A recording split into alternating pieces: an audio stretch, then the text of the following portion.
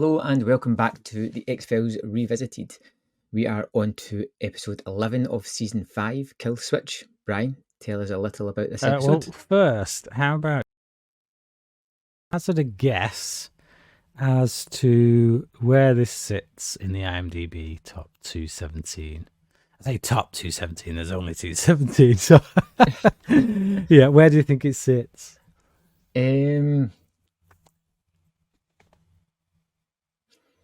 109. Ooh, 107. So that at least that was the last time I checked anyway, which admittedly was quite a while ago. So it may bear it may be worth kind of checking that again. But last time I checked, it was 107. So not too far off the mark there. Question is, did you guess that number because that's where you'd put it, or did you guess it because that's where you think the audience would sit? Or did I choose it because it's almost 217 divided by 2? Yeah. So this is another episode that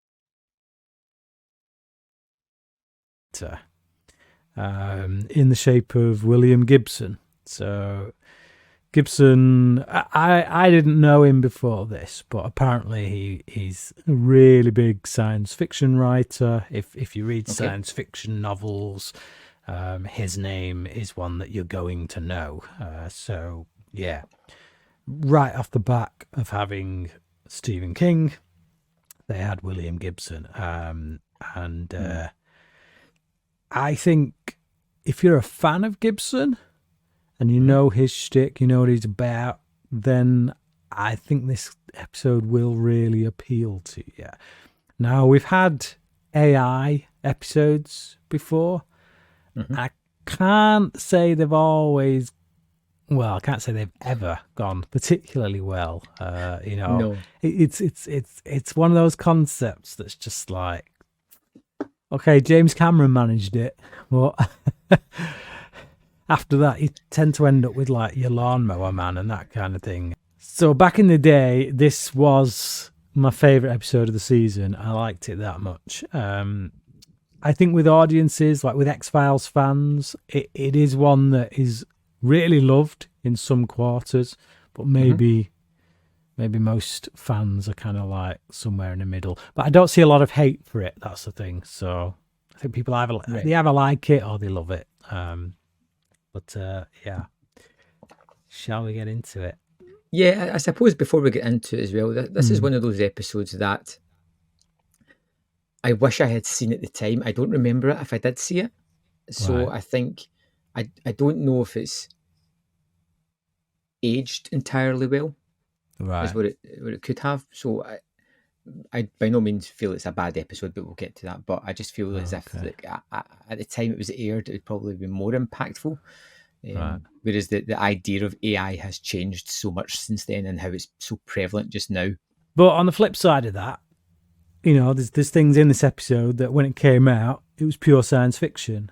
And yet now it doesn't look so much like science fiction. There's certain things that have kind of been implemented since they were shown in this episode that makes you think, oh, crap, okay, Elon Musk is right with where we're heading.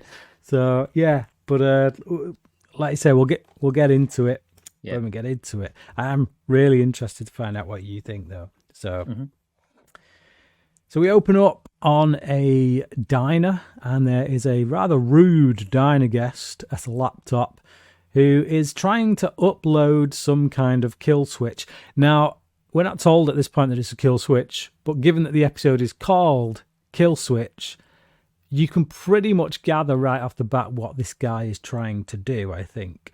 Nope. No? No, could you not? I had no idea what was going on, Brian. I was just like, he's doing something weird and nefarious. I have no idea what.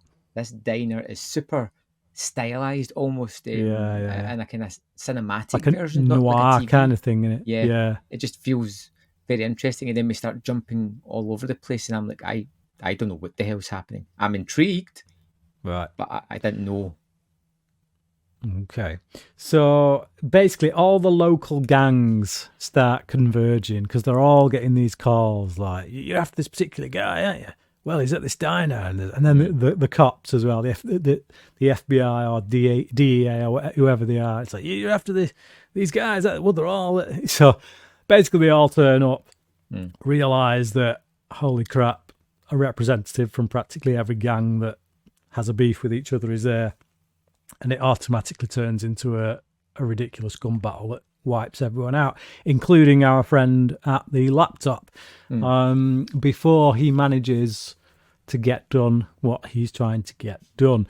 And yeah, like I say, when I don't know if this was my thought back when I originally saw it, but certainly watching it now, it kind of stands to reason that the episode's called Kill Switch. This guy is trying to upload something to his laptop and he gets taken out in a way that suggests AI to me. So I'm like, oh, he was trying to shut down the computer, so the computer got there first and shut him down. But yeah, I didn't have any of that at all. So I'm watching this, and it's a tremendous opening. It's wonderful. It's so full of like mystery and what the hell? Why are all these gangs here? But all the time watching this guy who just seems so edgy and nervous, I wanted him to press that button. I didn't feel like he was a bad guy doing something bad. You know, even when the marshals burst in, he's like, no, wait. And I'm like, just hit the button, mate. Like, just do it. Yeah. But I thought this was a fantastic opening, and I thought it was really well shot and really well stylized and just created a hell of a lot of mystery. And I was like, is the episode going to be able to live up to this opening? Yeah, I like the build-up of tension, just the way that it's putting all the pieces together, and you start to realise that, all these rival gangs are meeting. They've been organised to go to the same place this guy's at. Clearly, people are trying to take each other out. It's just, but it's like, who's behind it? That's the question. So even by the end of the scene, you were still like, okay, don't know what that was about, but intrigued. Right. Yeah, I had no idea. All right. Even though you had told me previously it was about AI, I still... Okay. So we're at the crime scene, and it turns out the gentleman at the laptop, his name is Donald Gellman, who is apparently the inventor of the internet, or one of them at any rate. Yeah. He was there at the dawn of the internet with the guys who all became famous for inventing the internet, but he kind of took a step back because, various reasons. He could see where it was heading. And it's here that Mulder decides to steal some evidence, which is the disc inside the laptop. Oh, the laptop. The laptop, Yeah, and they check inside and get like a disc from it. Which is very unlike Mulder to take evidence like that, like a giant laptop. Like, how did they smuggle it by everybody? You think that's not like Mulder? I don't. I felt that was a little bit. Yeah, I'm trying to think if he's done it before. I feel like he has. Like I could maybe see him taking the CD. It was just the size of the laptop, and I'm like, how did he get that by? Subtly, surreptitiously taking the, but they put the CD into the car anyway, and it's like, it's playing music, and he's just like, okay, cool. So before this guy died, he was really desperate to play these tunes. But they take it to the lone gunman, who basically just start going like techgasms.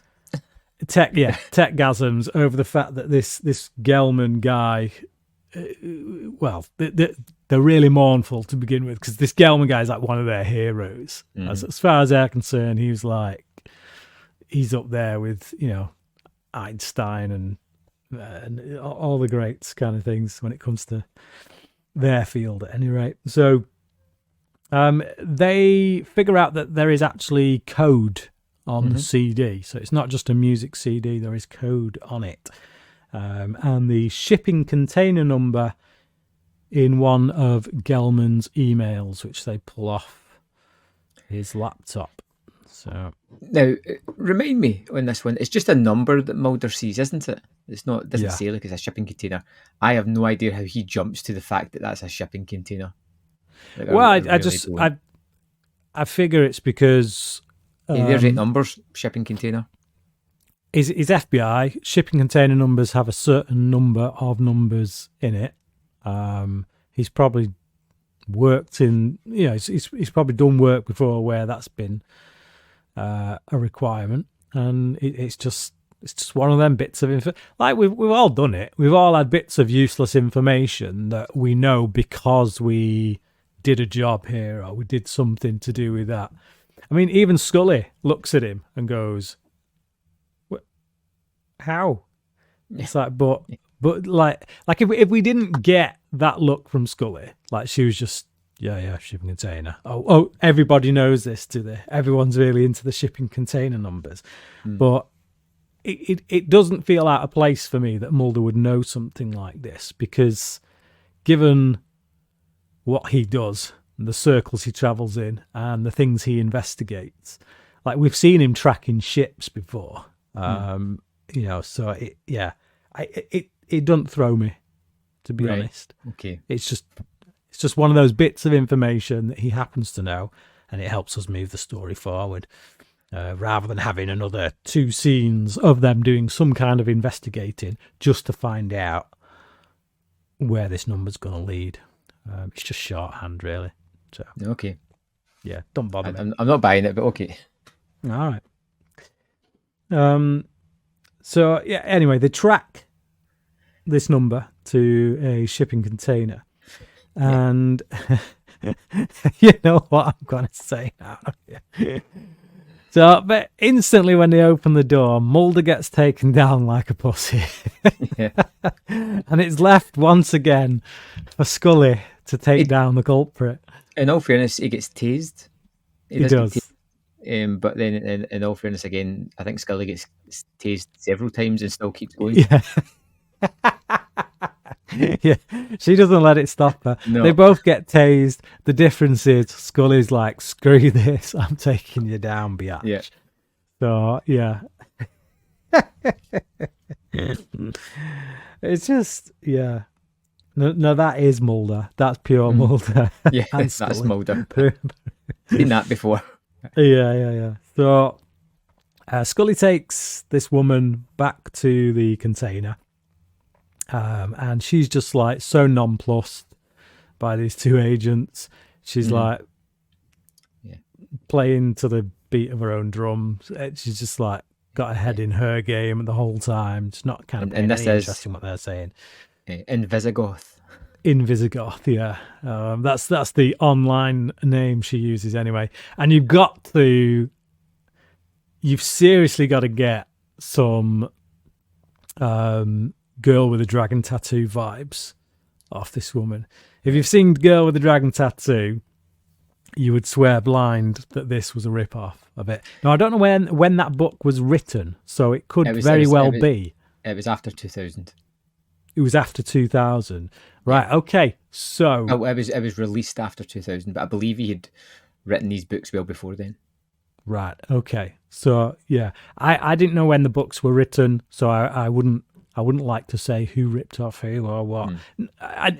Not even that it's a rip off. It's like, people write things similarly without ever knowing that someone else is writing. It's happened to me, so I'm not going to accuse anyone of ripping anyone off. But when you like at that time in the late 90s, you think of like a female hacker. It's like the completely unrealistic archetype, isn't it? Incredibly attractive, goth, black leather, knows her shit. Yeah. You're just like, like a person that never exists. Yeah. But again, like, I feel like now you watch this, and going back to what you said in the beginning about it being dated, like how many characters can you, like, when was this episode? This was 97, I think, 98. Yeah. So this was around 97, 98. So we didn't have the Matrix yet, We didn't have girl with a dragon tattoo. So there's so many things in this character that we've seen since in other things that are, a lot more famous. Like if you played this episode today, you would be forgiven for someone saying, it's just the Matrix and girl with a dragon tattoo. And then if you turn around to them and say, well, actually, it predates both those things. It's like, oh, all right. You put it in that context. Watching this back then, this was quite a fresh idea. It felt fresh anyway, to me. But yeah, so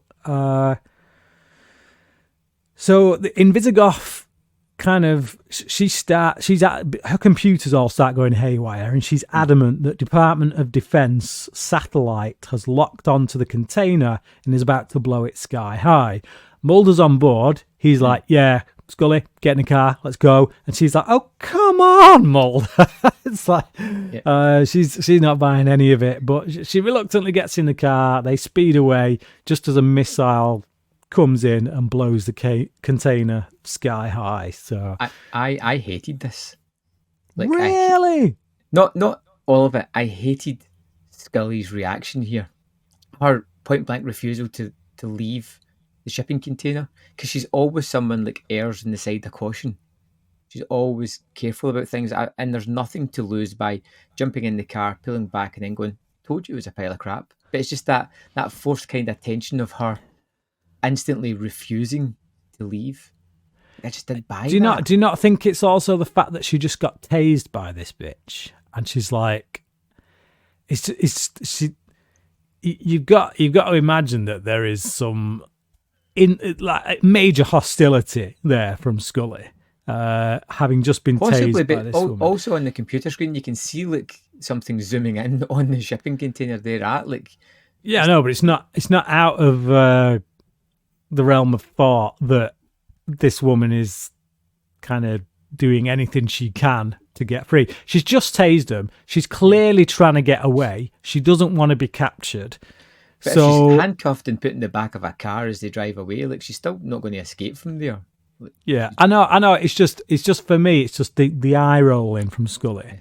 It doesn't. Yeah, it didn't strike me as that. I would be like, hang on, I've seen some crazy crap in my time. Maybe let's just get in the car just to be safe. But I don't know. I just think with everything that's going on, I'm not totally against Scully having a bit of an eye roll and a bit of really? A bit of an eye roll, fine, but just jump in the car. Like, I don't buy her, like, just going like, no, I'm going to stand here and see if I explode. Like that just... But she doesn't. She gets in the car. Reluctantly. She's really, yeah. But for me, it's more about her wanting everyone to know that she does not like this woman. She does not like this situation kind of thing.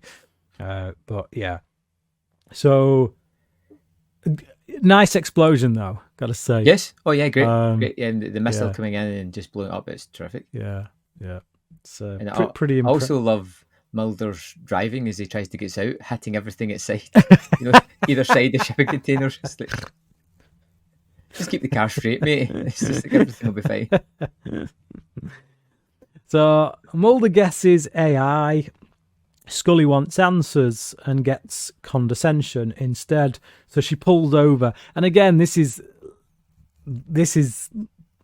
where it's all coming from. She cannot stand this woman.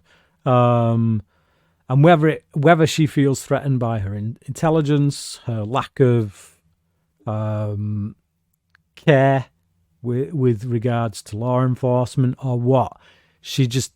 Everything about this woman rubs her the wrong way. When she's trying to do a job and get answers from her, all she's getting in return is condescension. There's no respect for the law there. And she's like, you sense that in that moment, if she could get away with it, she'd just turn around and hit this woman.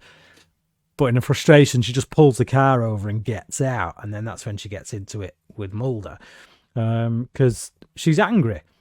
So she doesn't believe in Visigoth, who feeds them a story of how Donald created an AI and loosed it on the internet.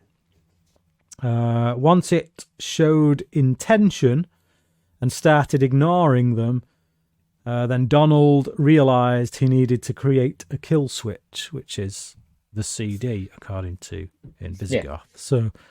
So she's like, for me, I just think everything's moving so fast. And I think Scully, because Scully is such a rational person, she wants the time to be able to say, hang on, slow down. Let's figure this out. We're getting a lot of people saying a lot of stuff.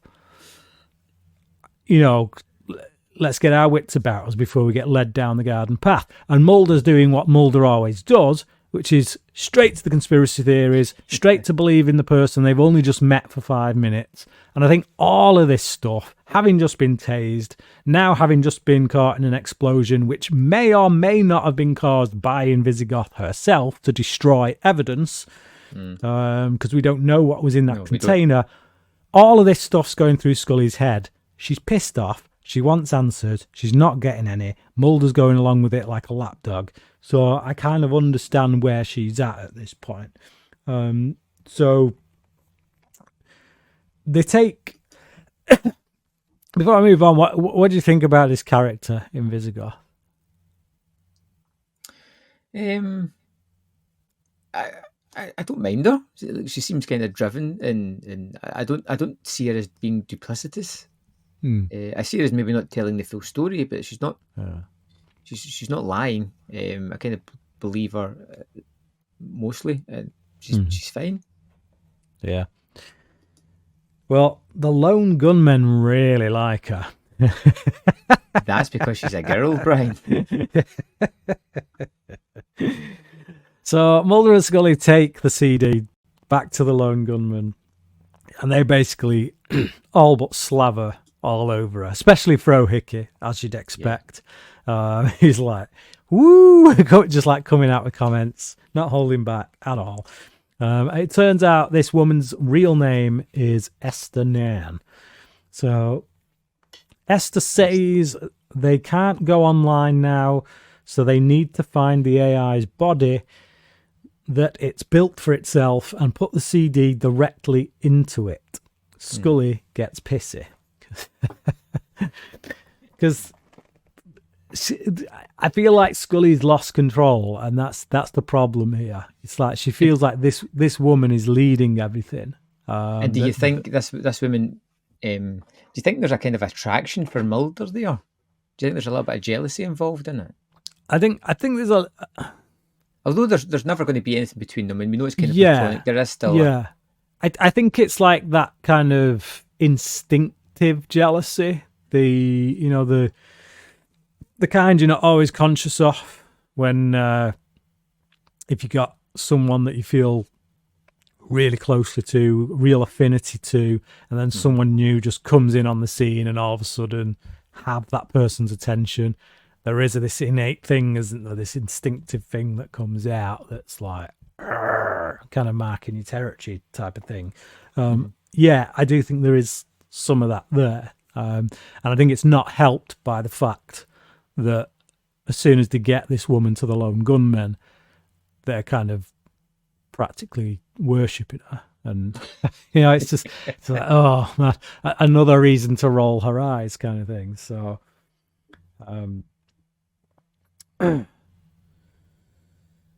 So we're told that this thing, if it's created a body somewhere, it will do it near what is called a T3 connector, because it's something to do with how it allows it. A T3 connection is basically just a high wired internet connection. Yeah. It's like super broadband before it was such a thing. Yeah. So back then, it would have been the best thing for it to kind of get onto the internet and have the widest reach, so to speak. So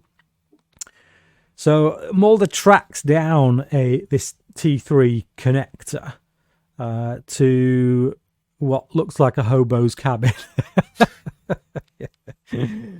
So, and while he's doing that, Scully wakes up, finds the lone gunmen sleeping all together in one room. It's quite amusing. Which makes perfect sense, to be honest. Like, it's not one of those things you watch and you go, that seems odd. You're like, that. Yeah. For these guys, that seems right. Yep. Yeah. The odd thing is actually that it's not until after the episode and you're reading back your notes that you realise, oh, they were actually all sleeping together in one room. And I didn't even flinch. So, yeah, and Esther pulls a gun. So, yeah, she's given Scully more reason to like her. So Mulder rings Scully to tell her he's found a T3 connector plugged into an old farmhouse. Scully is driving whilst being held hostage at gunpoint. And I love the way she talks to Mulder. Like, he's just there with all the enthusiasm. I found it. It leads to, he's like, and she's just like, okay, Mulder. Yeah. Cool. Yeah. Okay. Yeah, I'm driving right now. It's like, she's trying to alert him, and he's too excited to even care. She's like, I'm talking this way because something's very different with the situation here. Will you acknowledge it? Sense the tone. There's a lot of stuff in this episode which feeds in to the next episode, I gotta say. Like if you watch the two episodes back to back, there's stuff in the next episode where you go, I can see why they think that, or why they put it that way. So yeah. So Mulder follows the T3 line to a caravan. Like I say, this is what looks like a hobo's caravan. And Esther and Scully arrive at David's house. So David is That's bold, calling it a house, Brian. Yeah.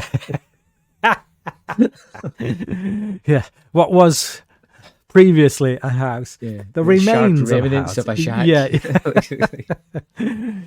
So this guy, David, he worked with our laptop friend at the beginning. Yeah. So him and Invisigoth worked with our laptop buddy at the beginning, who created the kill switch. Esther and Scully arrive there, and Esther basically breaks down and gives up at that point, really, because she hands the gun to Scully. It's almost who has like, worked her way free, who's ready to make the move. Yeah. And it's like she just gives her the gun. So Scully's then all of a sudden she's like, oh, she's given up her power. So maybe it's time to listen. Yeah. Yeah. So, but you just know Scully was about to kick ass. So, but I love that she did escape, though. Yeah. That was Mulder would just be tied up forever until Scully saved him. Yeah, until Scully saved him. Yeah. So Mulder approaches the caravan, and a bunch of sirens go off. There's a load of surveillance, like kind of. Yeah, so clearly this thing is watching him in some way. Yeah. So we're getting a lot of cut to this, cut to that kind of thing.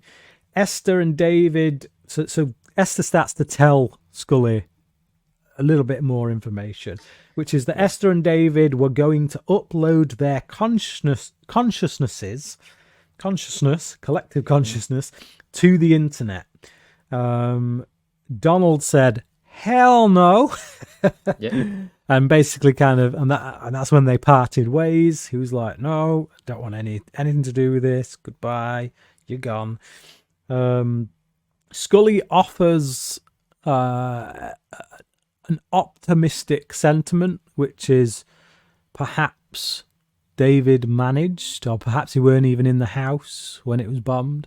So yeah, it's a fleeting hope. But yeah, you text me actually, or I text you when I was watching it, you were watching it, and you messaged me back with a lawnmower man comment. Yeah. Lawn Mulder man. Lawn Mulder man, yeah, which is like, yes. Yeah, so like lawnmower man is it predates this episode, obviously. So if you're gonna talk inspiration, then I think you would have to say Lawnmower Man is it. Now I would argue this episode is a hell of a lot better than Lawnmower Man, personally, but just that idea of these two people they want to upload their consciousness into the internet and then kind of become one in the optic fibers and things like that. Yeah. Not sure I would want to do that, to be honest. No. Even if it was possible, I don't think I'd want to do that.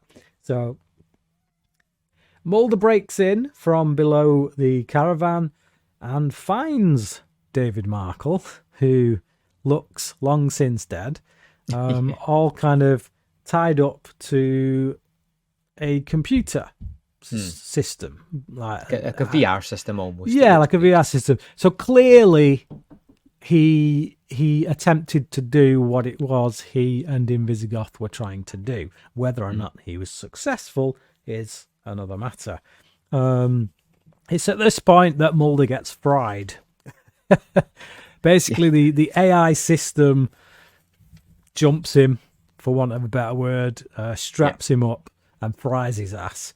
And we go from there to like him being in an ambulance, taken to a hospital, getting strapped down by these really sexy nurses, and then getting seen to by a geriatric doctor. And it all just feels... Yeah, but it doesn't feel like a hospital because the walls aren't like clinically clean. It's a little bit grubby. It's a little bit... It feels almost like one of those horrified asylums that you kind of see in horror movies, where it's like Hellraiser or Nightmare on Elm Street. Yeah, big time. So it feels very dreamlike. One of the things I love about this episode is the pacing. Like for me, it's breakneck. Like from the moment it opens with the whole gangland shooting and stuff, and the way we find out bits of information, which again, going back to the whole serial number thing with if they didn't do that scene that way,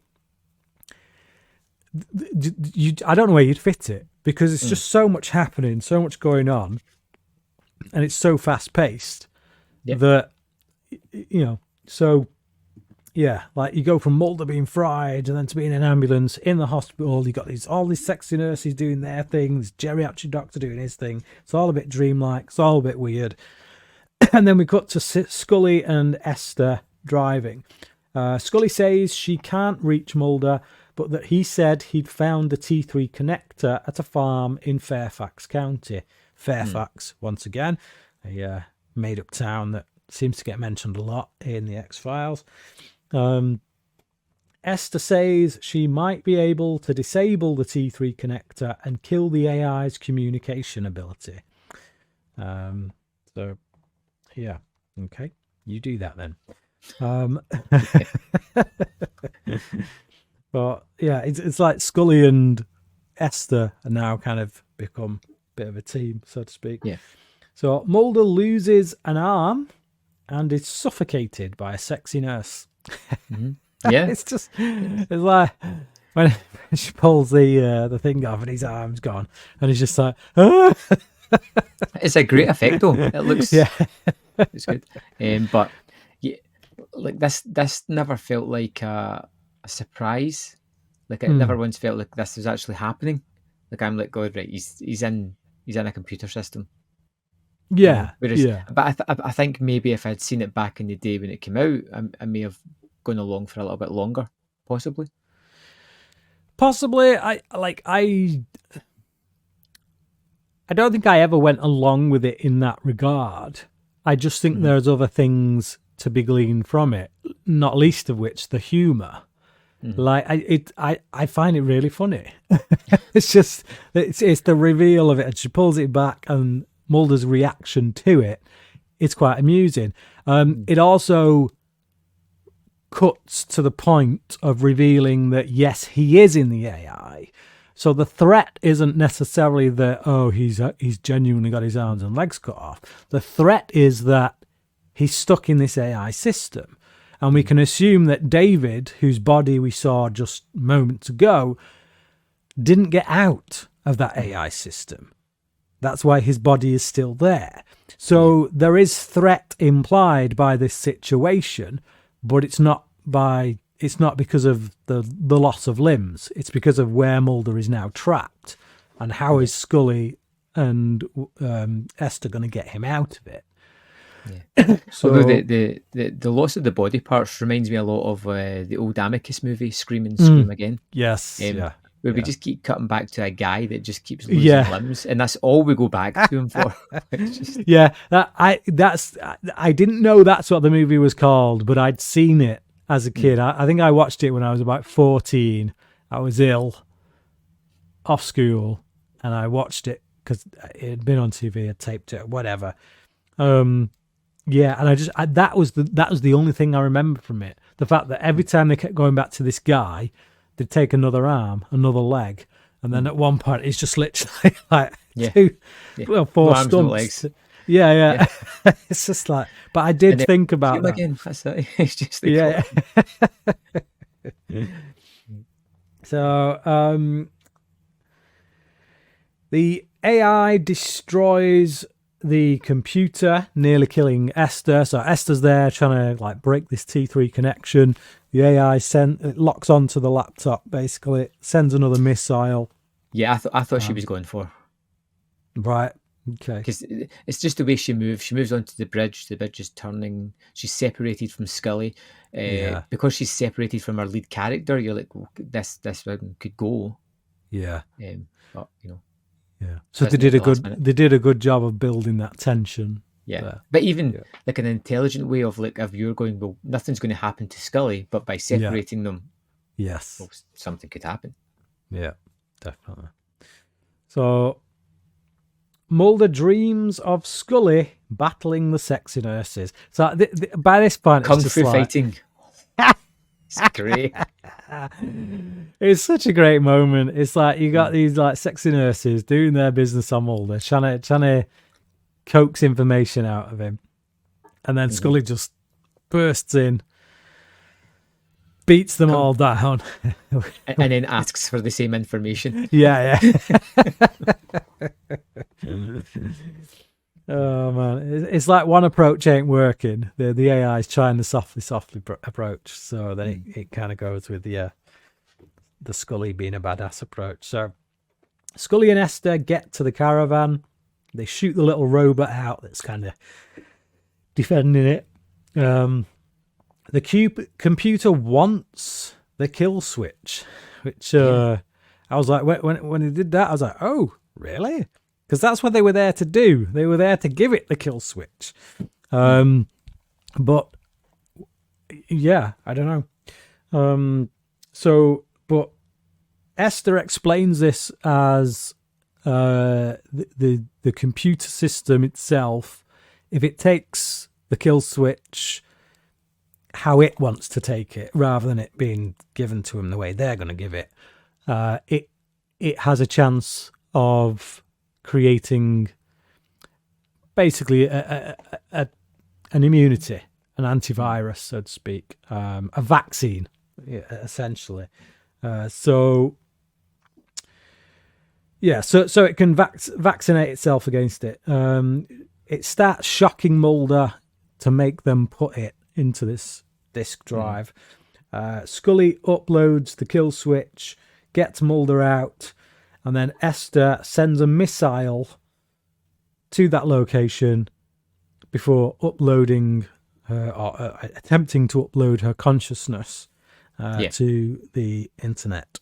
So we see, once again, explosion, nice little bit of pyrotechnics, caravan goes up in smoke.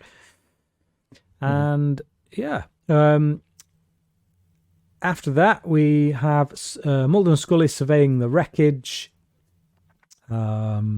basically giving a little discussion on the merits of AI and whether or not uploading one's consciousness to the internet and becoming one with someone else through that way would be a valid form of evolution. And yeah, it does raise certain questions about where humanity is heading. And when you look at how we've progressed today, the way that people are so hooked up to the machines, it doesn't really feel as far-fetched as it once did.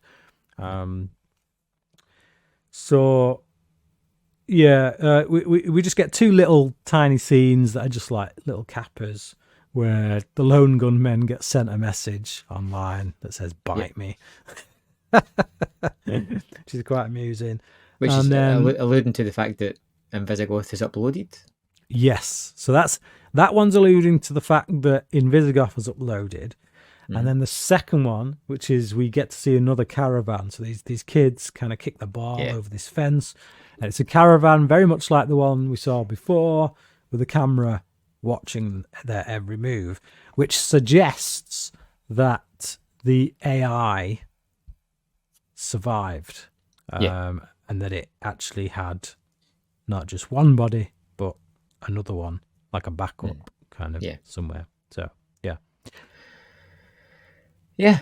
Okay. There's one thing that's just it's never it's alluded to, and that is that Invisigoth and was it Danny? David. Danny was the other guy. David. They had the plan where the two of them were going to upload themselves, and there is that possibility there. Yeah. Yeah. It's never, she when she finally ties herself up to the machine, that's the space for two people.